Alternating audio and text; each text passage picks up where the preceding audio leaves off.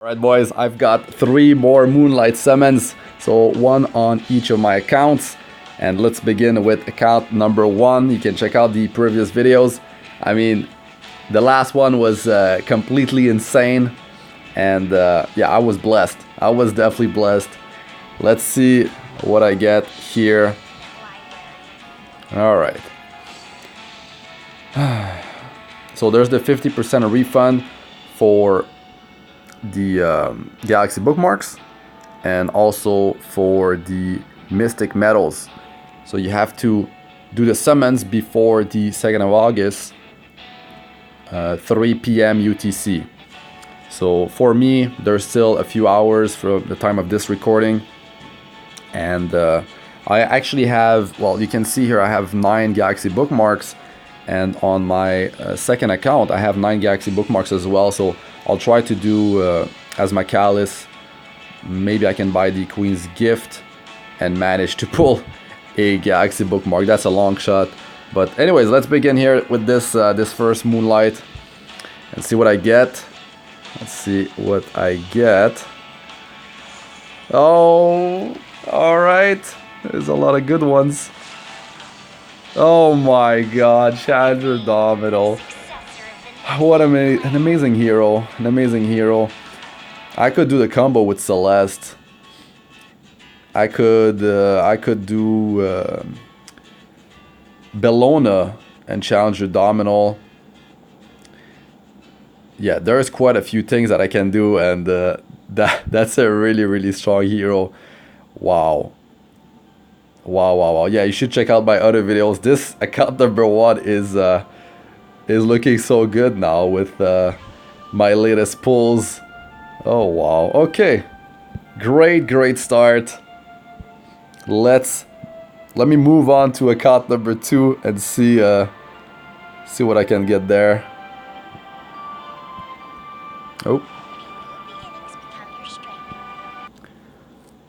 Okay. Yeah, that Challenger Domino with Celeste, it's so easy to go turn 1 with Celeste, allowing you to just have Challenger Domino follow, and then it gives crit damage to the team, and it boosts their combat readiness.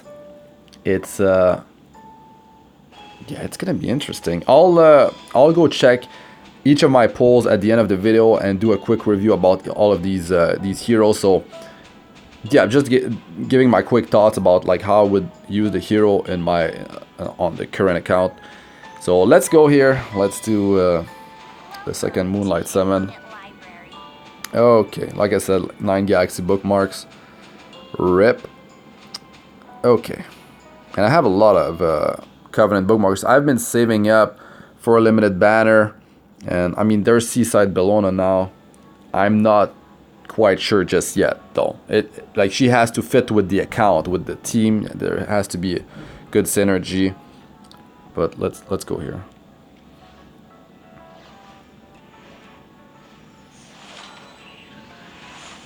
Okay. Nope. Okay. Chaos Axe, and I don't have him. I mean, it's Church of Ilriel's Axe, and with specialty change, he becomes Chaos Axe. I have him on my first and my third account. They're built there. Plus 30 specialty changed. Top tier 3-star hero. He is definitely worth the investment. Insane amount of damage. Debuffs. The debuffs that he brings as well are great. Multipliers are very high. Soul burn for 10 souls on S2 for even more damage. If you kill any target with skill 2, you get an extra turn, so you can do S2 and to S3, which is insane. You can counter over the Vildred. A lot of fun to be had with this hero, and he can also be used in multiple areas of the game, so that's another major plus. Alright, a quick review about him. And okay, let me jump on to account number 3, and yeah, that's the account I'm most excited about. It's on Europe, and yeah, let's see what happens. So yeah, I don't know if I specified this, but I completed Automaton Tower on all 3 accounts just after the reset, so I can actually get those 3 Moonlight summons.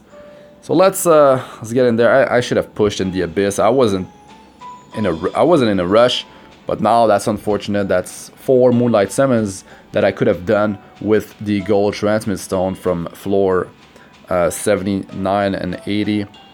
So yeah, rip there, but whatever. It's fine. All right, let's do this, boys. I mean, who knew we'd get like a refund, right? But might as well do. You should do your Moonlight summons. Like, try to get whatever like you might need. If you're missing like a Galaxy bookmark, just go in as my Callus. Try to buy the Queen's Gift, Gold Transmit Stone. There's the challenge right now. I mean, you could maybe push the Abyss a bit. You could summon on Seaside Bellona to get some Gold Transmit Stone. Maybe when you log in, you get one or something like that. So yeah, all right. 3rd Moonlight summon. Okay. Not easy to get them.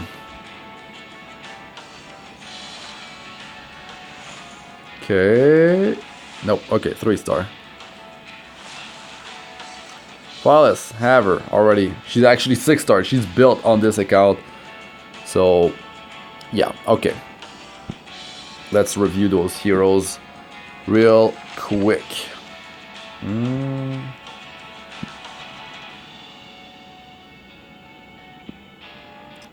There's the element here.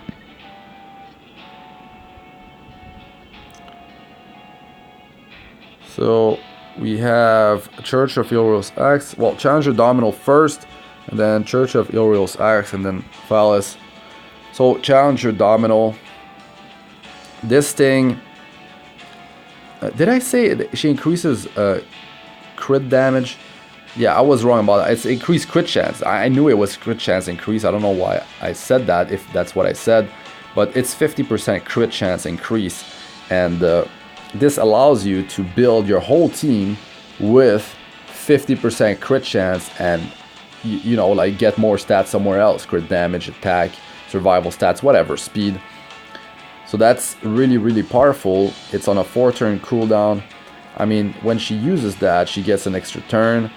And you've got, I mean, it's for 3 turns. It's for 3 turns. It's so long. And I mean, let's say you are running Etika Scepter. You're probably, actually, you know what? She gets an extra turn right after using this thing. So yeah, she can pretty much keep it on the rest of the team. Because it's 4 turn, and then yeah, she can just have it up for the whole team if she has as much speed as them, or I mean, if she has more, that's even I mean, yeah, it's gonna be 100% uptime basically, unless they have they're getting extra turns or something like that. Very, very powerful. Then you've got combat readiness increase of 10% from skill ups, so 20% combat readiness. So basically, yeah, that's an extra booster on top of getting that buff. And the passive is when an ally makes a critical hit, the caster's next attack deals stacked additional damage proportional to the number of critical hits, and their combat readiness increases by 10% per critical hit. So that's why you can use like Celeste. She would like do a bunch of critical hit with AoE attacks, with her AoE, and this allows Challenger Domino to get her combat readiness boosted, and it allows her to be like the next one in line to go, and then she, with that 20% combat readiness boost, she can bring the rest of your team to 100%. And not only that, well, she's got the crit chance increase. So let's say you're using like Bellona, you're using Celeste before, of course they will need 100% crit chance, and so you can actually well, I mean, you're not gonna benefit from this buff. You're not gonna build them with 50% crit chance, because I mean, you definitely want them to crit every target.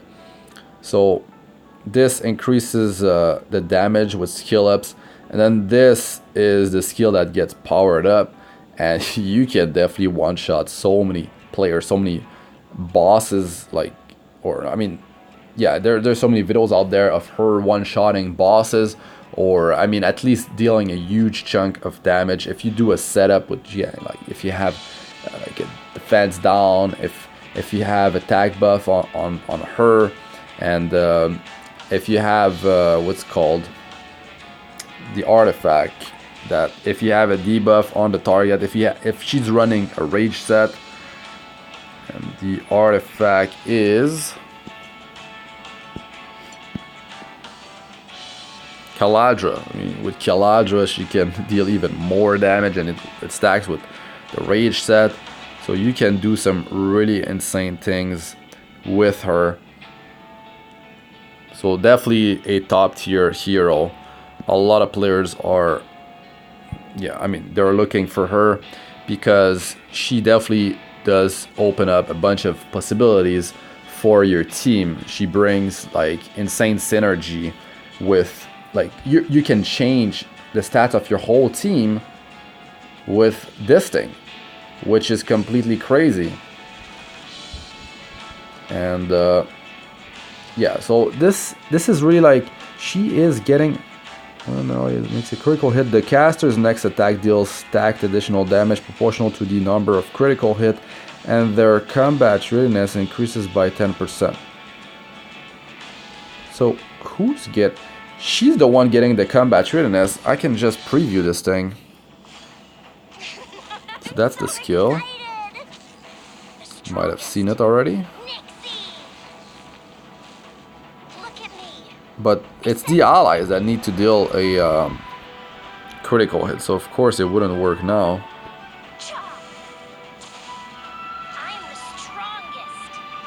But once she does attack,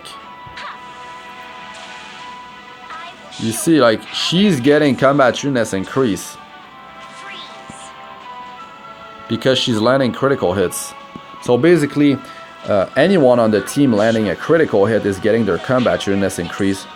That is completely nuts. Okay, that's something I thought it was only for herself. That is very, very strong. Oh my god. So when she doesn't crit, she doesn't get the combat readiness increase. Yeah, that's it. Okay, so that's how it works. And the multiplier is insane on that skill 1, like I said. So yeah, very, very good hero. And if I just go quickly on Celeste, you see, look at that speed, 128 speed. The only hero that has more speed than her and Assassin Sid, they're both the heroes at 128 speed, is Kayron. 129. I mean, you don't see Kayron with like going turn 1, you know, I mean, going first before his whole team. So, I mean, it's counterintuitive. Now, the thing with Celeste is not only that, she's got speed, memory imprint, that's also very good. But this thing, like, it gives her an extra turn, it increases her attack. You can use that straight off the bat as well if you want to deal extra damage, and it recovers HP. But the beautiful thing with this thing is that not only will you go first because you've got a crazy base speed, but this is an AoE, so you can, with 100% crit chance, she can land 4 critical hits in arena, and it's going to boost the combat readiness of Challenger Domino by, wait, is that it? Yeah, that's how it works. That's, from my understanding, that's how it works. It pushes her 40%, and maybe the wording is wrong. Maybe it's only boost Challenger Domino whenever someone lands a critical hit for each number of critical hits. You guys can correct me in the comment section, but just like that's the combos that I've been seeing. And yeah, this messes up the turn order of the enemy team because it reduces their combat units with a 50% chance. It reduces by 20%, and she can keep on spamming this thing if her HP is at 80% or above, and you can help yourself with recovering her HP with this thing. So that's very, very powerful, and it's really about her base speed. That's why it's devastating combo, Celeste plus Challenger Domino. So let's just move on to just like Bellona. Bellona, she doesn't have as much speed, right?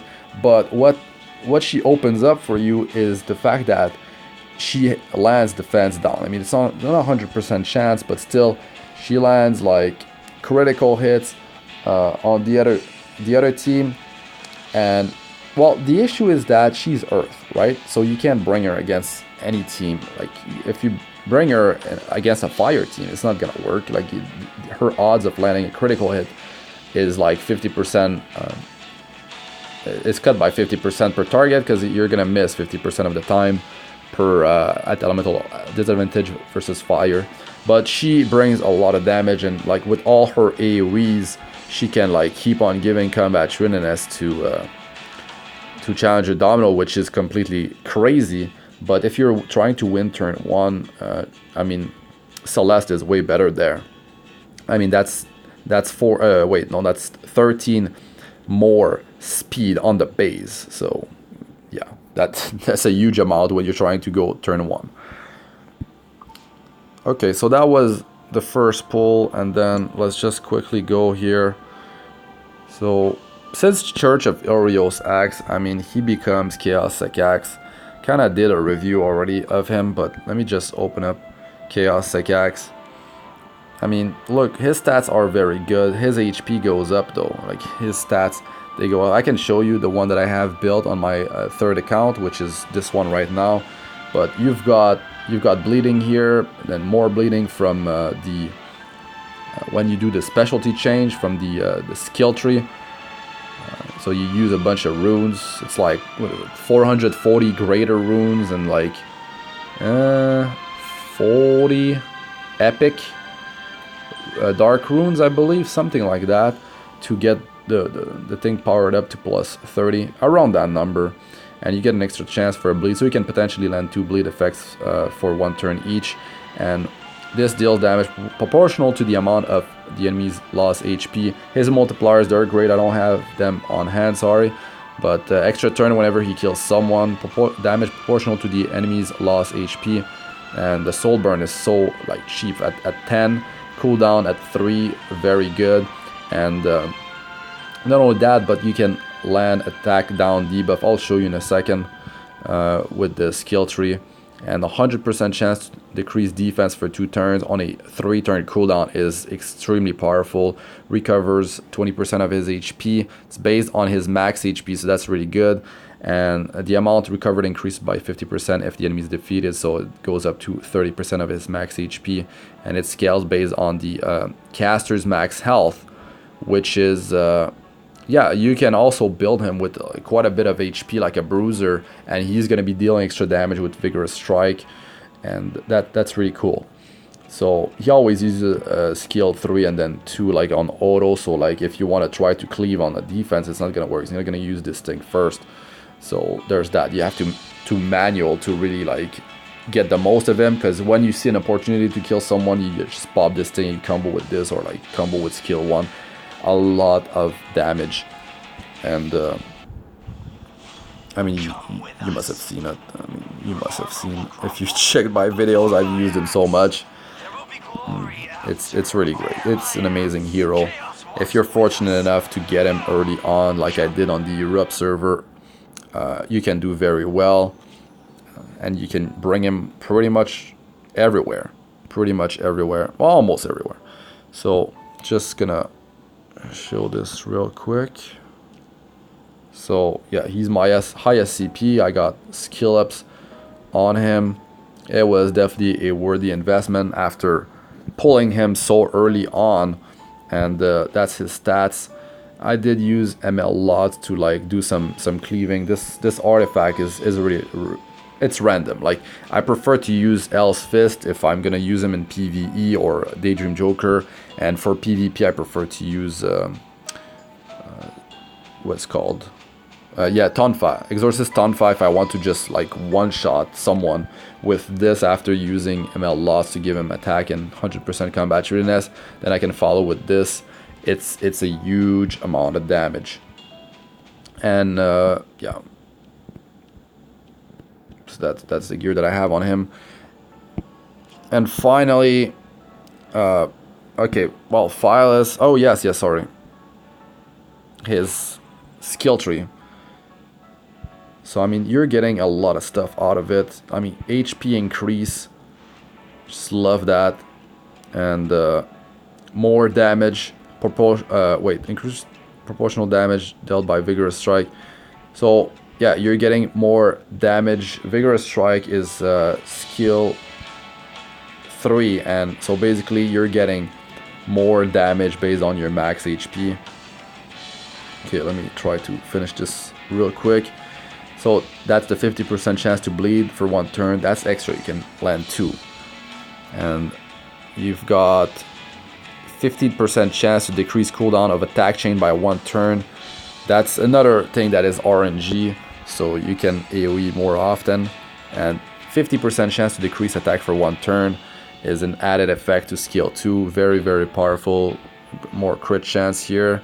And oh yeah, this is actually really helpful, like for farming, or like it even allows you to survive so many things in PvP. There's so many like situations where that triggered and like saved me, or it's enough to like kind of like a mini sustain, and it's very, very strong. It's very strong, especially for farming. It's insane farming hero. And the attack buff on himself for 1 turn when he gets attacked is insane. Like, you don't need an attack buffer, and sometimes you just like build him as a bruiser, whatever, some decent survival, then he like triggers the attack increase, and then you can just go nuts on the target. I mean, for 1 skill, so if you use skill 3 or even like soul burn skill 2, it can deal a lot of damage. So yeah, quick review of Chaos Sekax. Definitely a worthy hero to enhance, and especially since he can be used in multiple areas of the game.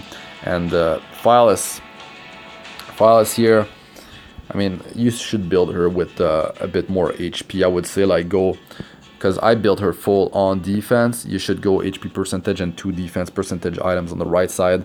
And yeah, she can tank like insane tank. She just builds up defense with this thing. I believe it might scale based on her max amount of defense after like defense buff and all that.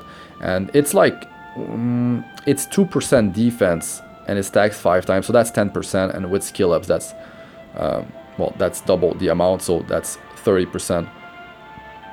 Wait, sorry, no, sorry, it's 5 times 2%, so that's 10%, and it's 15% defense increase after you get the skill enhancements. It's not worth really doing.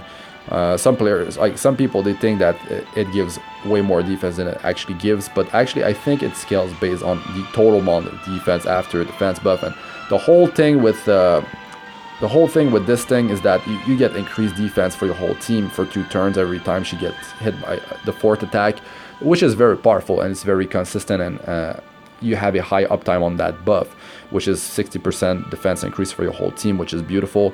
The barrier scales off her defense, and I mean, it's nothing insane, but when she's fully buffed with defense buff, this thing is stacked up and all that good stuff. You can get a barrier up to 3,000 to 4,000, which is definitely not bad, and it can allow you to survive some like big hits coming your way. So that's extra. Provoke on skill 1's always very, very strong. So there's that, and the damage is like proportional to her defense. So that's why I stack a bunch of defense. If you have like triple defense percentage items on the right side, you're gonna take less damage, of course, but there's diminishing return. That's why you need to balance it out, and with health percentage, one of them, or at least have health percentage a lot, like across all your gear. But I would say like if I can get her defense to like 2,000 or 2,100, and then her HP like 13 or 14,000 HP, that'd be much better. And you don't need speed on her. She's a wall. She just tanks, gets defense buff for your team, barrier sometime, provoke can definitely be helpful. And yeah, I would go defense set on her. Hit is definitely not bad if you want to land those provoke. But yeah, if you want to get as much survival as possible, you get defense set or HP set, of course. And hit set is definitely not bad. And it's a great hero. If you want to wear Aureus, be mindful that you need more HP. If you only had 10,000 HP, it's not gonna do it. So that's why you need 1 or even maybe 2 HP percentage items on the right side, depending on how much you have on your substats on the rest of your gear. So Aureus, it's like a redirected damage from the rest of your group onto her, and it's like pure damage. It's not like mitigated by defense, so that's why you need more HP. From my understanding, from what I've been seeing, that's what it is, because when she carries Aureus and there's AoE damage, she's taking a huge amount of damage. She gets killed, and she has insane defense. That's even with defense buff. So I mean, it has to work like that. It's based on the damage that's redirected from Aureus is like what is coming from whatever, like 20% of the damage your teammates are taking. Well, if it's maxed out, it's 15% if you have it at plus 15. And yeah, it seems like it only works for the mitigation of that particular ally. So yeah, Aureus on her, you definitely need some more HP. But a great hero, and if with that amount of defense that she has and the defense buff for the team, that's a lot of survival increase. So yeah, I guess that's it for this video, guys. Thanks for watching. I'm Astranox. Like, comment, subscribe for more. Press the bell icon if you'd like to be notified whenever I release a new video. And check out my other videos. They should be showing up on the screen now. Playlists of all sorts. Arena, Guild Wars, guides, tips, and how-tos, and Abyss Floor 62+. So check those out if you haven't. And good luck with all your summoning, guys. So far, I've been blessed. I'm really happy with all the pulls that I have gotten. A lot of new toys to build and try out for you guys. This should be a huge amount of fun. And yeah, I'll see you guys in the next one. Peace.